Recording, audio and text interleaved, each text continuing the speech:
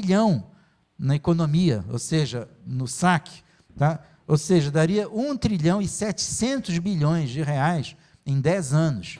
Grosso modo, isso dava uma quantia de 8 mil reais por habitante, contando todo mundo, homem, mulher, criança, bebê, etc. E tal, 8 milhões por habitante. Se a sua família tem 4 pessoas, a sua contribuição em média seria 32 mil reais durante esse período. Pouco? Para mim não é pouco, não. Acho que para todos nós aqui é muito. Pensando que isso inclui quem ganha salário mínimo, quem está desempregado, quem está tudo mais, vê que o assalto é de uma magnitude muito grande. E essa redução que foi acabar com a capitalização, por exemplo, não muda nada nisso. Tirar ou colocar na Constituição então, não muda esses valores. O que muda esses valores são essas regrinhas transitórias. Aumenta mais 5 anos, tem que trabalhar 20 anos para ter aposentado o valor integral, diminui os valores das pensões, aumenta as alíquotas. Isso que está nas chamadas regras transitórias, é aí que está a tal da economia, que deve ser lida como assalto ao bolso dos trabalhadores. Tá? Então, acompanhando, a gente tem que olhar, ver quanto maior for o impacto que eles dizem que é, pior para a gente. É uma conta muito fácil que a gente pode fazer. Tá? Nós não trouxemos boas notícias, né? Gente, mais uma rodada. Algumas pessoas já tinham levantado a mão. Tinha gente aqui nessa fileira.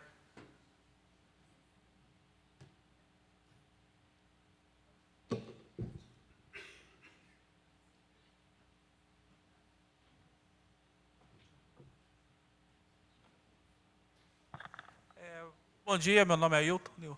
Eu gostaria só que você detalhasse um pouco mais a questão da transição. Eu tenho um servidor que ele tem 52 anos, tem 5 anos de tempo militar, mais 25 de tempo de serviço público no próprio cargo. Quer dizer, como é que fica a situação dele em relação à transição?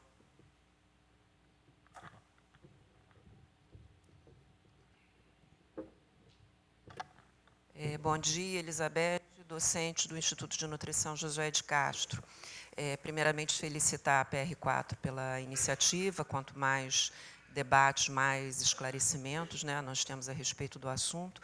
De alguma forma, a minha colocação, a minha dúvida, já perpassou outras falas, né, outras intervenções. Mas só para ter uma clareza maior, quem efetivamente, no momento, já cumpriu os requisitos de idade e de tempo de contribuição, eu não posso nem dizer garantia, porque nesse cenário que a gente vive, a gente não pode garantir isso, mas alguma clareza jurídica de que quem atingiu esses requisitos, mesmo continuando na ativa após a promulgação do pacote que está sendo anunciado, se as regras atuais, né, vão efetivamente valer para quem se mantiver nessa condição. Eu acho que há uma parcela que não é desprezível do nosso corpo social, que se encontra nessa situação, já tendo completado os requisitos, mas que ainda pode contribuir, ainda pode ser força produtiva, inclusive para formar esses novos quadros de ingressos que nós ainda recebemos, né, de recursos humanos. Então, eu acho que há uma certa insegurança de quem está nessa condição atualmente, de qual decisão tomar. Obrigada.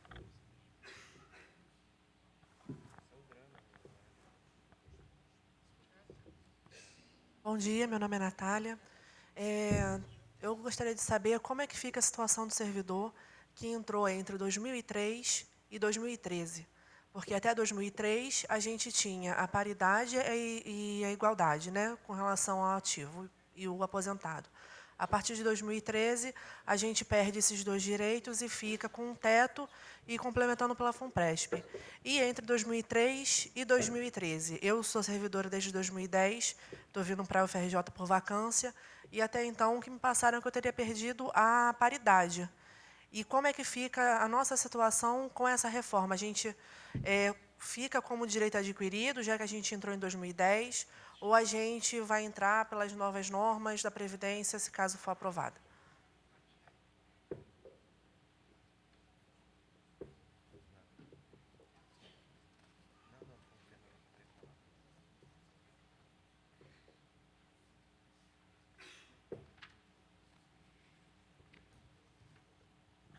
Bom dia, meu nome é Robson, eu trabalho na arquitetura. A minha dúvida é sobre as regras de transições, né? A gente que já está há um tempo já vive sobre algumas regras de transições. Então, como fica essa futura regra de transição? Ela vai ser em cima da atual? Quando o colega ali falou sobre a idade e o tempo de contribuição, eu lembrei do meu caso. Eu estou com 50 anos, vou completar 32 anos de contribuição. Ou seja, pela regra de transição, soma um tempo de contribuição, diminui o tempo de idade, eu trabalharia mais 7 anos. Com a regra nova, é em cima dessa regra de contribuição ou seria em cima dos 10 anos que faltariam para eu completar a idade?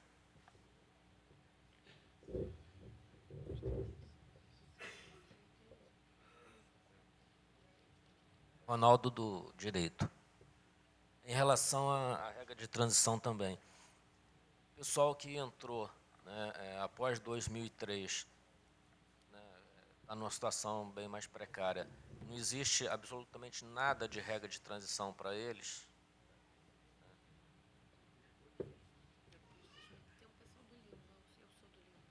Tem mais alguém que levantou a mão?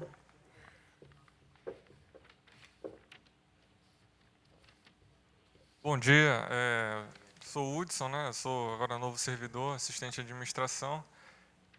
Foi citada a questão do acúmulo de cargos, né? Só para saber, por exemplo, nessa semana foi dito para a gente que o pessoal de administração não pode ter acúmulo com nenhum cargo. Eu queria saber se é o técnico administrativo em administração, assistente de administração ou um administrador, ou seria, por exemplo, seria diferente para um técnico administrativo da TI ou técnico de contabilidade? Então, queria saber sobre essa questão do acúmulo de cargo. A gente encerra esse bloco. Tem mais alguém? Porque acho que a gente já pode encaminhar para fazer essas respostas e falas finais, né? Então tá com vocês. Passar para... E aí, já também considerações finais, se for o caso. Tá bem? E aí, só sobre a tua questão, Hudson. Cargos técnicos, em tese, você poderia acumular se fosse na mesma área. Assistente de administração não é um cargo técnico, tá? Então, não é considerado um cargo técnico. Normativamente, legalmente, né? Óbvio que é um cargo técnico porque envolve uma série de procedimentos que você precisa ter saberes. Mas legalmente não é um cargo técnico, então isso não tem essa possibilidade.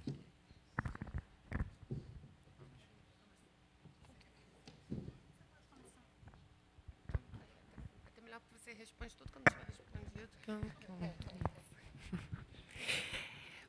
Bom, as regras, acho que a maior parte das perguntas tem a ver com as regras de transição, né? Assim, acho que o José Miguel disse isso. Essas regras que eles estão chamando de todas as regras que eles estão colocando nessa PEC para os servidores públicos e para o regime geral, em certa medida, são transitórias, porque se passar que as leis complementares podem alterar a qualquer momento as regras de idade, concessão de benefício. Então, a qualquer momento, isso pode piorar em relação ao que está posto hoje, né? Então, tudo isso, em certa medida, é transitório, da forma como eles querem organizar e desconstitucionalizar a Previdência.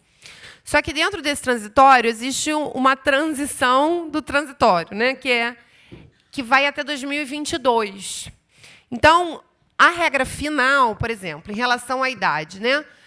Vai passar para 57, 62. Só que isso vai até 2022, vai crescendo um ano. Não, vai passar para 57 e 62 agora e vai crescendo até 2022. A mesma coisa em relação à contribuição, em relação à soma dos pontos. Então, quem tem direito adquirido, se passar a contrarreforma, nosso objetivo é que não passe, passando a contrarreforma, quem tem um direito adquirido vai ficar na regra anterior, vai ter os direitos adquiridos que já estavam postos nas regras de aposentadoria. Mas quem estiver faltando um pouquinho, faltando um ano, faltando 2 anos, faltando 15 dias, é verdade. Quem estiver faltando um pouquinho vai entrar nesse processo de transição que vai subindo até 2022. Né? Então, o tempo que faltar, a depender do tempo que faltar, vai entrar um ano a mais. E como isso podia gerar uma distorção muito grande, agora, na forma como foi posto pelo relator, existem algumas regras que eles chamam de pedágio. Então, para que não seja um impacto muito grande, de 2 anos, por conta de 15 dias, existem algumas regras que estão sendo propostas de pedágio que reduzem um pouco isso. Então, você vai ter que trabalhar 10%, 50%, porque podia chegar até 700%. O Diese fez essa conta, que, em alguns casos, um trabalhador que faltava muito pouco para se aposentar ia ter que trabalhar 7 anos a mais. Então, eles construíram umas regras de pedágio que reduzem 7 anos a mais para 1 ano a mais, 2 anos a mais, a depender do tempo que falta para cada trabalhador. Mas é isso. Essa transição da transição, que vai até 2022, só vai impactar... O Diese fez a conta que só vai impactar servidores que têm pelo menos 50 anos de idade e 25 de contribuição. Quem ainda falta mais do que isso não vai entrar nisso que eles estão chamando de transição, vai se aposentar depois. Aí já vai aposentar na regra geral de mudança da reforma da Previdência, que conta esses 5 critérios, né? 20 anos de tempo de serviço, 5 de cargo, o aumento da idade, o aumento do tempo de contribuição e o aumento da soma de pontos entre idade e contribuição. Mas acho que é isso. Assim, teve perguntas muito específicas, não sei se a Gil tem como explicar, pessoas que perguntaram exatamente, né, qual é a situação atual, mas acho que, em linhas gerais, em relação à transição, é isso. Né? Só vai pegar essa transição um grupo pequeno de servidores. Perguntaram sobre 2012, por isso que eu anotei isso aqui. Quem era antes de 2003 vai garantir a regra, o que está sendo proposto na contrarreforma é manter a paridade, a integralidade, os direitos de quem estava em 2003. Vai ter que aumentar, vai aumentar a idade, vai aumentar o tempo de contribuição, mas o cálculo do benefício se mantém como era da integralidade da paridade. O que muda, quem está nesse limbo, né? Eu sou servidora desse, porque ficou um pedaço no meio, né, entre 2003 e a legislação de 2012, que são os servidores que não têm a integralidade e a paridade garantida, mas que também não estão no teto. Para esses servidores, assim como todos os outros, vai aumentar o tempo de contribuição, aumentar o tempo de idade. A questão é que, no cálculo do benefício, o que vai mudar para esses servidores é que o cálculo era feito sobre os 80% maiores salários. E agora vai ser feito sobre 100% de todos os salários, a média. Então, isso tende a reduzir os benefícios, porque a gente podia tirar da média do cálculo do benefício 20% dos salários menores e agora não vai tirar mais. Mas, bom, em resumo, para todo mundo, subiu a idade, subiu o tempo de contribuição, o tempo de serviço, o tempo de cargo, tudo isso, todo mundo vai ter que... Subiu tudo, para todo mundo. Quem até 2022 consegue se aposentar vai ter alguns pedágios e alguns elementos assim, redutores que vão garantir um pouco menos de impacto da idade ter subido, da contribuição ter subido. Quem está depois de 2022 vai pegar a contribuição, a idade, tudo. O que muda do tempo que entrou vai ser esse cálculo do benefício. É isso, Gil? Acertei? Não sei se ficou confuso, mas é isso. O que vai mudar é o benefício, dependendo de que ano entrou no serviço público. Mas é isso. Já nas considerações finais, agradecer o convite. Né? Eu tenho feito alguns debates, a gente sempre aprende e contribui contribui com a luta contra a reforma da Previdência, né? Porque nosso objetivo, se a Previdência tem que ser reformada, ela tem que ser reformada para ampliar os direitos dos trabalhadores, inclusive ampliar direitos para os trabalhadores que, após a contrarreforma trabalhista, estão fora da Previdência, porque têm contratos altamente precários, né? E a rotatividade é imensa, então não conseguem completar, nunca conseguirão completar os tempos de contribuição. Então, se é necessário uma reforma, é necessário uma reforma no sentido de a gente avançar em direitos e desfazer todas as perdas de direitos que nós já tivemos desde 88. Né? Se a gente tiver como referência a Constituição de 88, a gente já teria uma previdência social mais ampla, mais justa e com mais garantias do que a gente tem hoje. Então, a gente tem que caminhar em avançar os direitos previdenciários e não em retroceder. E esses debates são importantes para a gente ter mais gente entendendo o que está acontecendo e disposta a se mobilizar para a gente impedir que essa contrarreforma passe, né?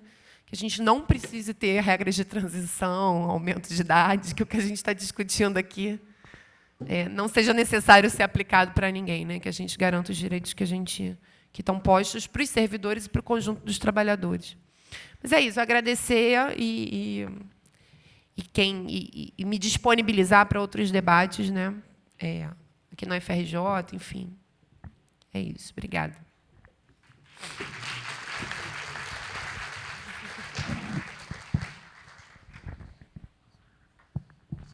Você termina.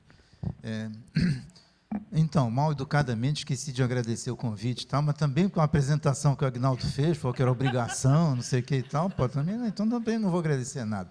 Mas, falando sério, agradeço a oportunidade, é sempre legal a gente colocar à prova, né, aquilo que a gente estuda. Eu estudo esse assunto, sou professor de estatística, de fato, estatística, pesquisa operacional e o que der, né, porque eu sou engenheiro de produção, que é uma espécie de especialista em generalidades, né. Então, qualquer assunto, né, a gente dá um jeito nisso. Isso pode soar um pouco como picaretagem, né? Mas não é, não. Tá? Assim, a gente leva a sério essas coisas. E há muitos anos eu comecei a estudar modelo de simulação para o regime geral da Previdência Social. Perdi meu primeiro doutorado por conta disso. Agora estou em vistas de me tornar o doutorando mais idoso, né, da universidade, talvez. Né? Já fui aluno mais jovem, agora estou sendo um dos alunos mais idosos, embora continue professor. Esse assunto da Previdência Social, do financiamento, é um assunto apaixonante também, independente dos problemas, como assunto acadêmico para estudar. Se mais alguém quiser estudar isso, fazer um grupo de estudo e tal, pode me procurar, a gente estuda, tem muita coisa interessante. A gente estuda isso. A segurança social é uma construção social importante, muito legal e tal, que a gente tem que defender, porque é uma das melhores realizações que a sociedade humana conseguiu produzir para si própria, né? O regime, falamos muito dos servidores aqui, porque todos nós aqui somos servidores, mas essa reforma ataca muito também o regime geral. A grande economia, né, que eu já falei, que eles prevêem aqui, é principalmente no regime geral. O pessoal mais ferrado que vai pagar mais mesmo. Embora a propaganda do governo diga que isso é mentira, não sei o quê, são os mais pobres que vão pagar mais, porque são muitos. Então, embora por cada um seja menos, no final, a planilha que o governo divulgou, a gente não acredita completamente nisso, não, porque, como eu disse, nós não podemos reproduzir esse cálculo. Qualquer coisa científica tem que poder ser reproduzida, como vocês sabem, né? Então, isso aqui não pode reproduzir. Mas, acreditando no que eles dizem, 60% da reforma vem do regime geral, setor urbano. Quer dizer, então, para você ver como é que é a coisa, né? E, de uma maneira geral, todos vocês, muitos que estão entrando agora no serviço público, já podem ter vindo de outros e tal, vão passar por isso na vida, né? Por essa coisa de serem tratados pelos jornais burgueses, pela mídia assim, como privilegiados, preguiçosos, corruptos, etc. e tal, né? Apesar de sustentar o serviço público, em última análise, cuida da segurança social e dessas coisas todas. É um ofício nobre, né, que a gente tem. Então, é o que devemos defender. E nos atacam das maneiras mais loucas, né? Eu guardo aqui uma matéria do jornal Valor Econômico, é um jornal relativamente sério, né, do dia 10 de maio de 2017, com a seguinte manchete: servidor ganha 12 vezes mais do que aposentado do INSS. Olhar, peraí, não é assim também. Eu fui olhar, sabe como é que eles fizeram essa conta? Eles pegaram a média do Legislativo, que deu 24.844, a média do Judiciário, que deu 16.000, a média do Ministério Público, que deu 12.000, e a média do Executivo, que deu 7.465. Só que a quantidade dos aposentados do Executivo era 390.000, de um total de 420.000. Aquele do Ministério Público, que ganhava, o dos Legislativos, que era 24.000 em média, eles eram apenas 7.800. E fizeram uma média, pegando as 4 médias, somando, dividindo por 4. Quer dizer, ou seja, não conhecem o conceito de média ponderada, né? Quer dizer, de pegar os 422.000, somar os salários de 422.000 e dividir por 422.000. Quando a gente fazia isso, chegava a média de 8.300, e não de 15.300 que eles tinham calculado, quer dizer, praticamente a metade. Mesmo assim, dava um valor alto, 6 vezes mais, mas 12 vezes é o dobro de 6 vezes mais. E nunca foi feita na época, eu sou assinante desse jornal, por dever de ofício, né, para poder acessar as matérias todas e tal, fiz observação lá e tal, nunca me responderam, nunca corrigiram isso. Então, quem viu isso um dia ficou com esse negócio na cabeça, assim como uma série de outras coisas que colocam para nos colocar sempre como apaniguados, privilegiados, preguiçosos, né? Aquela história toda. Isso é uma coisa que a gente tem que também lutar bastante. Um detalhe aqui sobre a questão do direito adquirido, que eu acho que a gente tem que ter muito cuidado, é o seguinte: direito adquirido, em geral, depende de interpretação do judiciário. Tanto que, há muito tempo atrás, as pessoas entendiam que tinham direito adquirido ao regime. Eu entrei aqui contando com esse regime aqui, então eu tenho direito a ele. O Supremo Tribunal Federal, um bom tempo atrás, acabou com isso. Não existe direito adquirido a regime, se chamaram de expectativa de direito, né? Expectativa de direito, expectativa, né, tal, mas o direito não é. Então, o direito adquirido é só quando você adquire mesmo. E aí, o judiciário dava ganho de causa situações onde a pessoa tinha o direito e a lei, por algum motivo, tirava. Por isso, todas as emendas constitucionais sobre esse assunto que foram feitas a partir de uma época, sempre tem lá um artigo na emenda. Porque a emenda é assim, tem um artigo que muda itens da Constituição, tem outro artigo que muda do ato das disposições constitucionais transitórias. E depois tem uma série de artigos, que são artigos da própria emenda, que têm a mesma força da Constituição, mas não se incorporam ao texto da Constituição. São, em geral, as regras de transição e tal, que são um monte delas, e é um negócio intrincado, difícil, às vezes, você entender e achar o caminho ali de onde você está. Por isso, essas dúvidas todas que vocês têm. O Gioli conhece bem isso aí, vê que, às vezes, fica difícil de achar onde é que está o cara ali. Que eu pretendo me aposentar por uma regra de transição da emenda 41 de 2003, que está sendo revogada, né, na PEC 287 e nessa. Felizmente, eu concluí aqui o que tem no artigo 3º do substitutivo, e em 2 artigos diferentes da proposta original, que é o que chama de direito adquirido mesmo. E isso está no texto dessa emenda, no meu entendimento, porque, se não estivesse, o judiciário daria ganho de causa nesse caso. Então, já colocam. Que é o único direito adquirido mesmo que dizem, que é o seguinte: é quando você, na data da promulgação de emenda, já tem os requisitos, já cumpriu todos os requisitos, de tempo, de idade, do que seja. Não importa quais, mas que naquela data, pela legislação vigente, por exemplo, hoje eu completo 35 anos, 65, não sei o que e tal. Pronto, hoje, se eu quiser, me aposento hoje. Tá? Dou entrada lá e me aposento. Então, a emenda não mexe nisso. Qualquer outra coisa, não tem direito adquirido. Tá?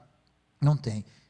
Na PEC original, do 6, estava em 2 artigos. Um para o servidor público, qualquer servidor público, e outro para o regime geral.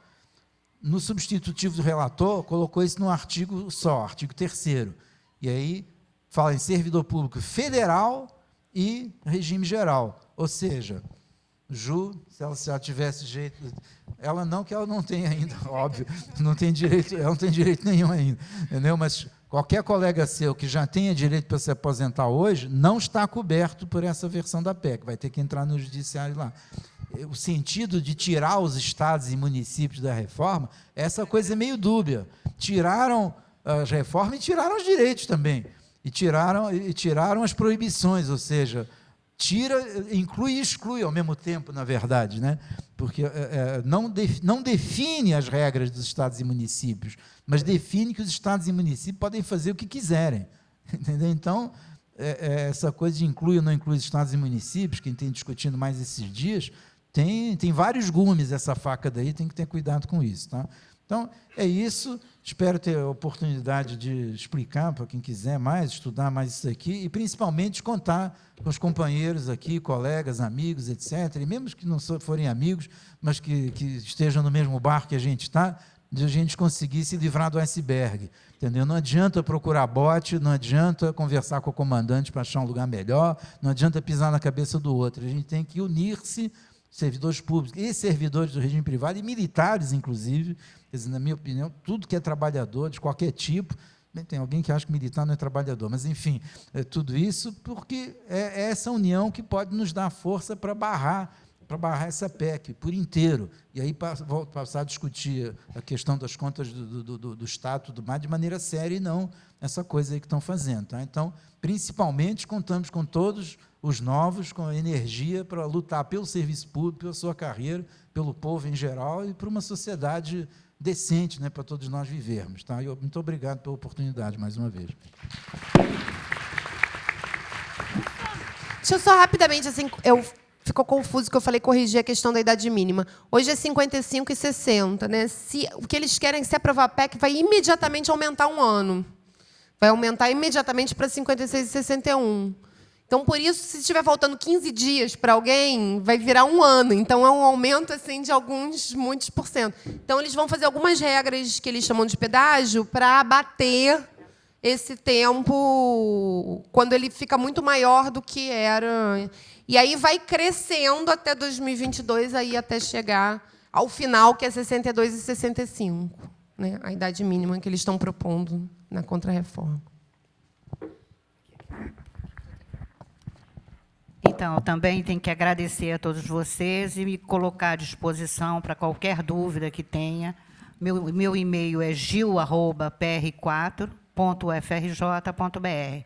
Qualquer dúvida sobre as reformas, pode perguntar.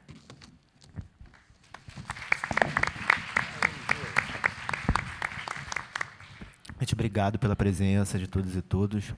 Que eu sempre falo, em especial quem ficou até o final, a gente faz esse registro. Alguns recados. 1, folha de presença, quem não assinou, onde ela está? Está ali, por favor, assinar a folha de presença. 2º recado. No bloco L, onde tem ali a praça de alimentação do CCS, o CCS está fazendo, começa agora de meio-dia a 1h, um sarau. Então, quem quiser almoçar e curtir lá o sarau, está acontecendo, a gente também está divulgando. E para a galera que está no nosso 10º acolhimento, a partir de 14h, a gente se reencontra aqui, não é? Exatamente aqui, e esperamos com a presença dos amigos, familiares, filhos, mães, enfim, todo mundo. Muito obrigado, bom almoço para todos.